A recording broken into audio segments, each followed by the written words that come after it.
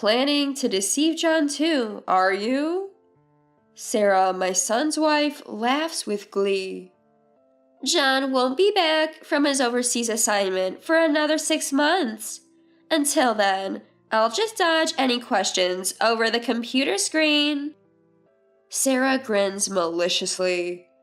I tremble with anger. Take good care of Sarah while I'm away. Help her out if she needs anything. I promised my son John I'd do my best to support her. And this is how she repays me? Well, fine. Enjoy your little game while you can. I smirk to myself. I'm Emily, a 66-year-old housewife. I married Robert, a former colleague, and we lived happily as a family of 3 with our son, without any mother-in-law issues. Sarah, my son's wife, seems quiet and reserved, a good match for my serious and kind son. Shortly after their marriage, she had a scooter accident and was left with a lingering injury, so she became a housewife. Thankfully, John works for a big company, so his salary alone is enough for them. A few years after Sarah's accident, John was assigned overseas for 5 years, with a promotion promised upon his return. At the airport, John told me, Mom, please take care of Sarah while I'm away. Help her out if she needs anything. Don't worry, I've got this. I assured him, and John smiled with relief. A few months after John went overseas, Sarah called me in a barely audible voice. Emily, I'm sorry, but could you transfer some living expenses? What John sends isn't enough. Why not talk to John? It's hard to ask him. Just my orthopedic clinic costs $300 a month. Really? How much do you need in total? I'd be happy with $1,000 a month.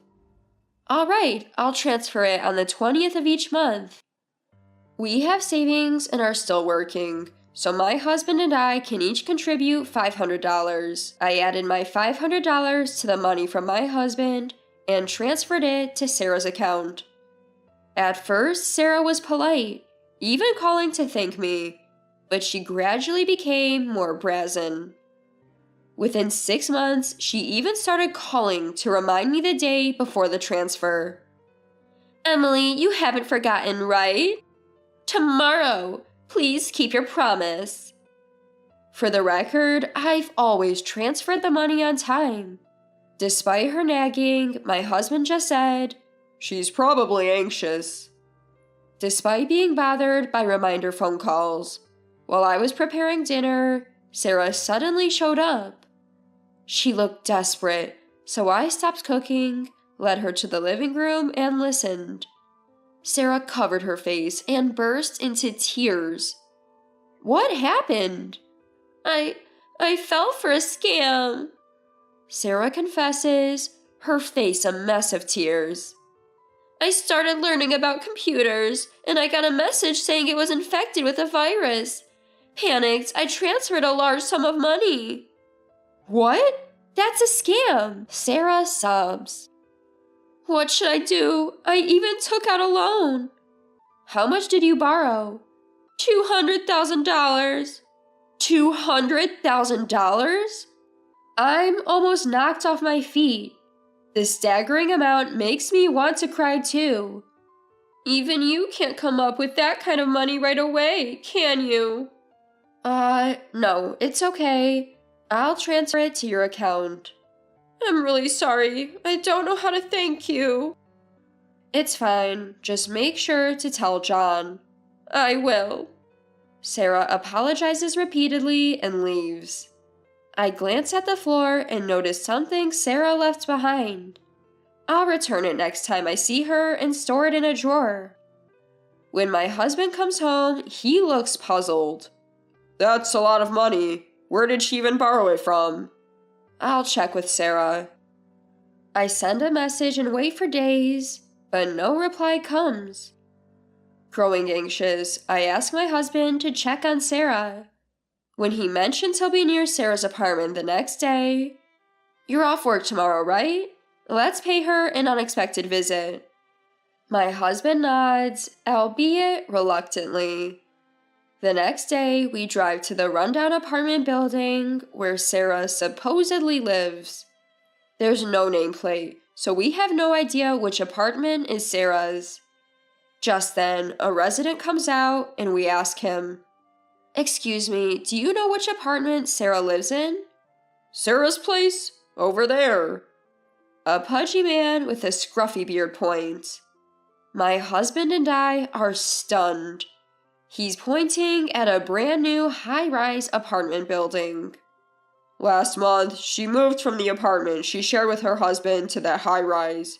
She said they bought it with a large sum of money in their joint savings." We're at a loss for words. We say goodbye to the man and return to our car, still in disbelief. While waiting at a traffic light, a flashy woman with a designer bag emerges from a building. "Hey, isn't that..." "It's Sarah." We slowly follow her car as she crosses the park and enters the high-rise. "The resident was right. What should we do? Visit her now?" "Let's come back later. I want to investigate something. Please contact John." We head home. 2 weeks later, I visit Sarah's high-rise. Sarah answers the intercom, clearly annoyed. "Emily, it's only 8 a.m. It's rude to show up unannounced." "I need to talk. Let me in." "I'd rather you leave." "Should we talk here then? I can make a scene about how you bought this apartment with money you scammed from your in-laws." Reluctantly, Sarah unlocks the door. We pass through a spacious hall that looks like a luxury hotel and take a glass elevator to the 28th floor.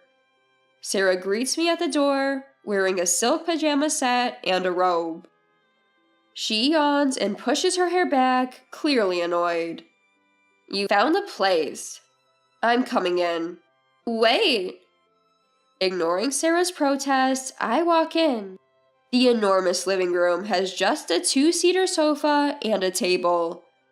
2 half-empty glasses sit on the table. Entertaining this early?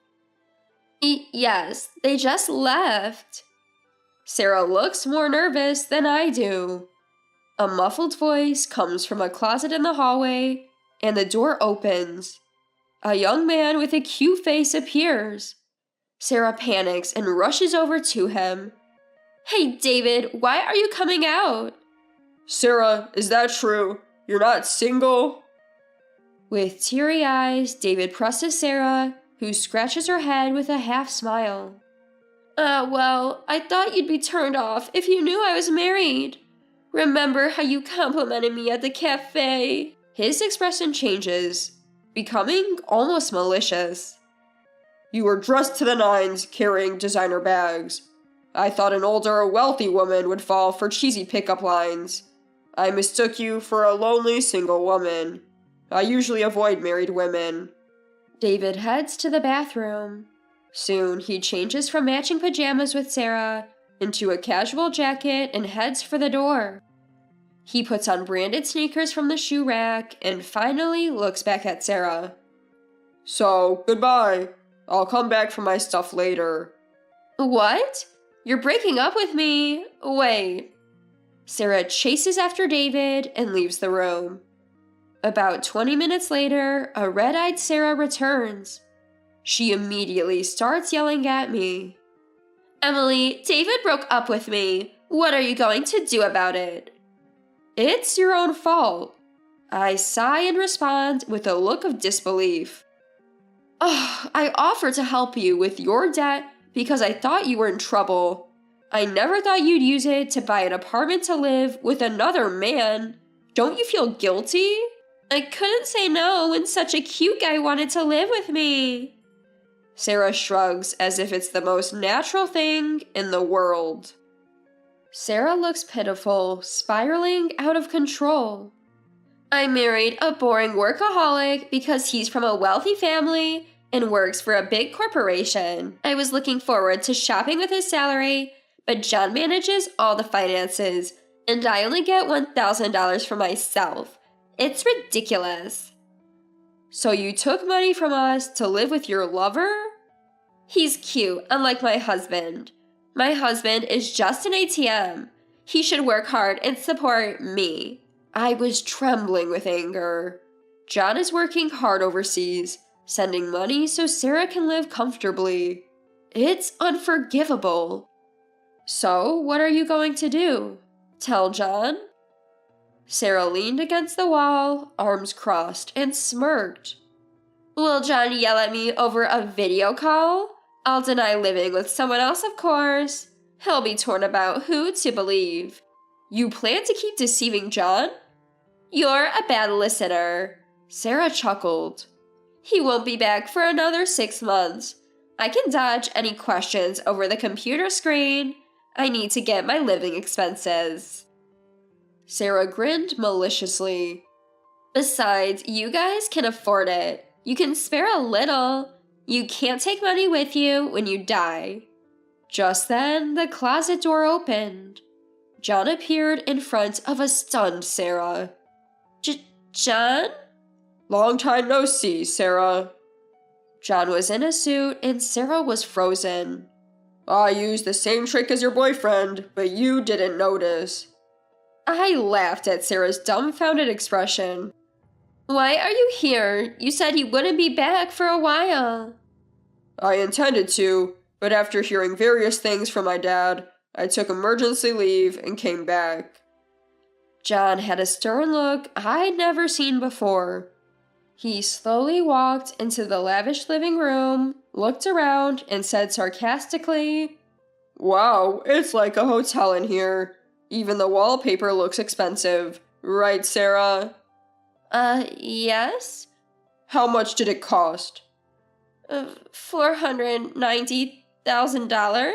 That's almost double the cost of our apartment.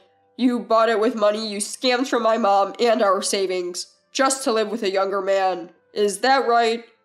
Yes. Sarah was sweating, even though it was winter. She must have been playing the role of a faithful wife in front of John until now.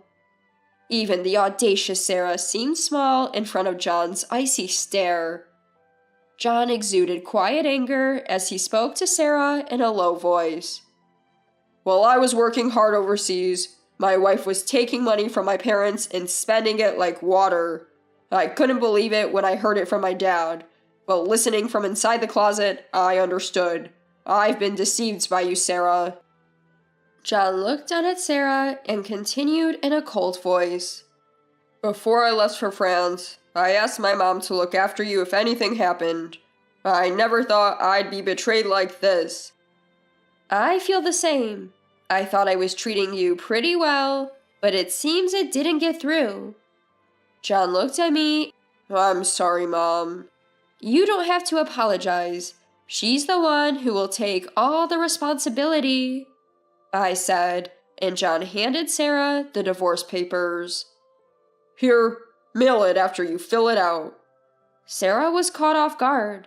She shrieked. What the hell? I'm not getting a divorce. Please do it as soon as possible. We'll handle the rest through lawyers. Don't decide this on your own. I'm a housewife. I can't live without someone giving me money. I almost burst out laughing. She exploited people's kindness and even lied to get money. Let's go, Mom. All right, Sarah, we'll be in touch. I don't want anything more to do with you. As long as John gives me money, that's all that matters. We closed the door in front of Sarah's nose and left the apartment. A few days later, after finishing work, I checked my phone and saw 100 missed calls from Sarah. I reluctantly called her back, and she picked up after one ring. Emily, why are you selling the high-rise apartment? I pulled the phone away from my ear because of her shrill voice. Because it's in my name. What? Don't make decisions on your own. She should have been told when she moved in. She probably wasn't listening. It sold for almost the same amount you paid for it since it's new and you haven't lived there for long. I found a buyer quickly, so that's a relief." Sarah was speechless on the other end. "So you need to leave within 2 weeks. If you stay, the next tenant can't move in. Also, you'll soon receive a document calculating the living expenses and medical fees I've been giving you. Add that to the compensation for cheating on John and pay it all. Thank you." "I can't possibly pay all that." Her voice sounded like a scream, but I hung up without caring. It's a staggering amount for Sarah, who's currently unemployed, but she made her bed and now she has to lie in it. She'll have to find a way to pay up. Sarah called her lawyer and threw a fit, but 2 weeks later, she gave up and moved out of the high-rise apartment. After that, the new owner moved in, and I breathed a sigh of relief when the sale money was transferred to my husband's bank account. Sarah ended up paying $100,000 after being threatened with a lawsuit. Given that Sarah had been living off the money she conned from us for medical bills, compensation to John, and of course, her lifestyle and gifts to her young lover, she had no savings left. We made her promise in writing, in the presence of a lawyer, to make monthly payments. Sarah, who had been reluctant to work, had no choice but to find a job after the divorce. However, she couldn't stick with any job because she lacked motivation. She finally got hired at her 10th attempt at a supermarket. John returned to France once the divorce was finalized. He was given an important position and is busy working. We started having video calls more frequently to catch up on each other's lives. What a kind-hearted son, I thought. In France, he seems to be enjoying his work with his colleagues. The photos he sent conveyed a friendly work atmosphere, and my husband and I were relieved.